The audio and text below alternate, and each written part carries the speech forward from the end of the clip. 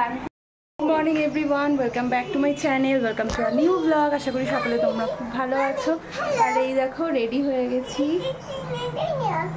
মামাম ready হয়ে গেছে। আর এখন মোটামুটি 9টা বাজতে যায়, অনেকটা বেলা হয়ে গেছে। এখন বেরোবো, এই যে ব্যাগপত্র সমস্ত কিছু রেডি। আর আরেকজন মামা বাড়িতে যাবে বলে প্রচুর এক্সাইটেড। তো এখন আর বেশি কথা বলবো না, চলো বেরোই। আবার পরে তোমাদের সাথে সব কিছু শেয়ার করব, পরে তোমাদের সাথে কথা বলবো। বেরোনোর আগে এই টবের জায়গাটা ঠিকঠাক করে রেখে যাব, কারণ হচ্ছে বৃষ্টি হলে এই জায়গাটা জল পড়ে না মাটিটা খালি ভিজে যাচ্ছে। আর এই যে পাথর আছে, পাথরটাকে ঘরে ঢোকাবো আর টবটাকেও ব্যালকানিতে রেখে যাব। আর এই যে দেখো টবটা এখানে রেখে যাচ্ছি, তাতে করে কি হবে বলো তো, টবটা আমার সেফ থাকবে। তো এটা করবো করে করাই হচ্ছিল না, তো বেরোনোর আগে ওটা জায়গা মতো রেখে গেলাম।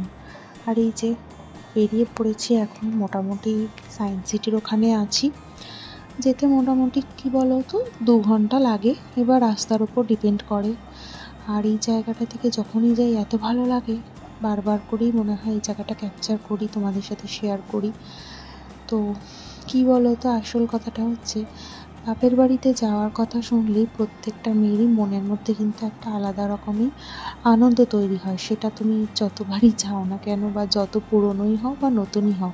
তো আমিও কিন্তু সেরকমই, ব্যতিক্রম কিছুই নেই। বাবার বাড়ি যাব বলি একটা কিছু আনন্দ মজা।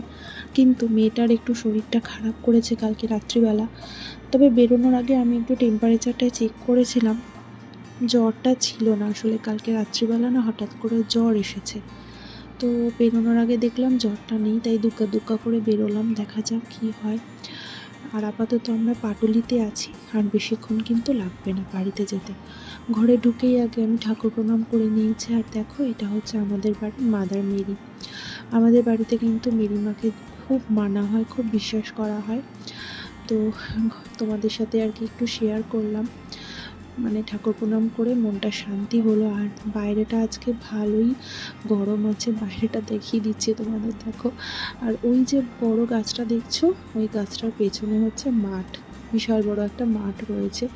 তো দেখা যায় আজকে একটু বেরোনোর প্ল্যান আছে, জানি না কতটা কি হবে। আপাতত একটু ফ্রেশ হয়ে খাওয়া দাওয়া করি। আর আস্তে না আস্তে কিন্তু ওর মিম মেয়েকে খাওয়াতে শুরু করে দিয়েছে, ও একটুখানি জল খাচ্ছে আর কি। আর আমাদেরও খাওয়া দাওয়া প্রায় হয়ে গেছে, মানে ফল খেয়েছি। আর দুপুরবেলার আজকের খাওয়া দাওয়াতে ফ্রাইড রাইস ছিল, মাটন ছিল, ভাজা ছিল 5 রকমের, পমফ্রেট ফ্রাই ছিল। আর এই যে হাজব্যান্ডও খাচ্ছে, আর এদিকে আমিও খেতে বসে পড়েছি। আর দুপুরবেলা না এত কিছু খাওয়া যায় না, কারণ কিছুক্ষণ আগে আম, তারপর লিচু, তালের শাঁস এইসব খেয়েছি।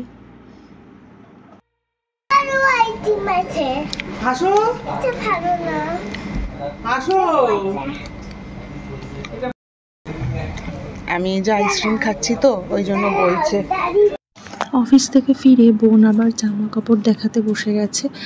আর এই যে জামাই ষষ্ঠীর জন্য কিছু কেনাকাটি করেছে, সেগুলোই আর কি দেখাচ্ছে। এবার কি বলো তো, প্রত্যেকবার এত জামা কাপড় কেনা হয় না, মানে আমার খুব অপছন্দ লাগে যে শুধু পয়সা নষ্ট। কারণ কিছুদিন আগে পয়লা বৈশাখ গেছে, তাতেই অনেক কিছু দিয়েছে বাড়ি থেকে। এবার আমার হাজব্যান্ডও কিন্তু সত্যি অপছন্দ করে, কারণ রাখার জায়গা হয় না। আর এই তো কিছুদিন আগেই জামা কাপড় দেওয়া হয়েছে, তো যাই হোক বললেও শোনে না। আর আমি মার জন্য একটা বেড কাভার এনেছিলাম, কারণ শাড়ি মাকে 2 দিন আগেই দেওয়া হয়েছে। তো বেড কাভার মার প্রচণ্ড পছন্দ, তো ওই জন্যই ভাবলাম কি একটা বেড কাভার নিই। তো মাম্মাম তো প্রচণ্ড এক্সাইটেড হয়ে যায়, ও বাচ্চা মানুষ, ওর জামা কাপড় ভীষণ পছন্দের, তো ওই বেশি আনন্দ পায় আমাদের থেকে। তো যাই হোক, মামামের জামাটা আবার একটু ছোট হয়েছিল।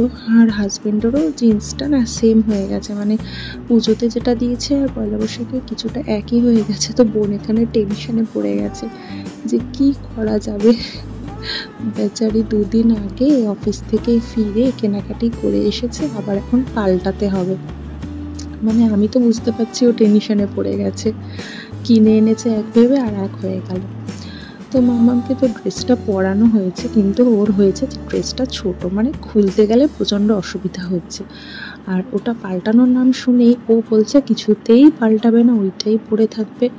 তো দেখা যাক বিকালবেলা যদি যাই তাহলে একসাথে ভাবছি বোনের সাথে বেরিয়ে একটু ঘুরেও আসবো আর ড্রেসগুলো একটু পাল্টেও নিয়ে আসবো। দেখা যাক, কিন্তু মেয়েটার শরীরটা তো মনে হচ্ছে ভালো লাগছে না, ও টেম্পারেচারটা একটু মাপবো, তারপর দেখি যদি ঠিকঠাক থাকে তারপরে বেরোবো। তো এই থেকে টেম্পারেচার মাপা হয়েছে, মেয়ের গায়ে কিন্তু অনেকটাই জ্বর, জানো তো 102 জ্বর উঠে গেছে। তো আমাদের প্রচণ্ড টেনশান হচ্ছে, তো ওকে ওষুধও দেওয়া হয়েছে। এবার ভাবছি ওকে একটু স্নান করিয়ে দেবো, কারণ এই সময়টা বাচ্চাদের একটু স্নান করিয়ে দিলে ওরা একটু আরাম পায়। এদিকে বাপি আর আমার হাজব্যান্ড দুজনে মিলে তার সে গল্প করে যাচ্ছে, আর আমার মেয়ে দেখো কোনো ভ্রুক্ষেপই নেই যে কতটা শরীর খারাপ। আর এদিকে বোন গেছিলো আবার জামা কাপড়টা পাল্টাতে, দিয়ে নিয়ে এসেছে। তো দেখো ড্রেসটা কিন্তু খুব সুন্দর হয়েছে। তো ওটাকে আর পরাইনি, কারণ ধুয়ে টুয়ে সব কিছু একসাথে পরাবো। আর এদিকে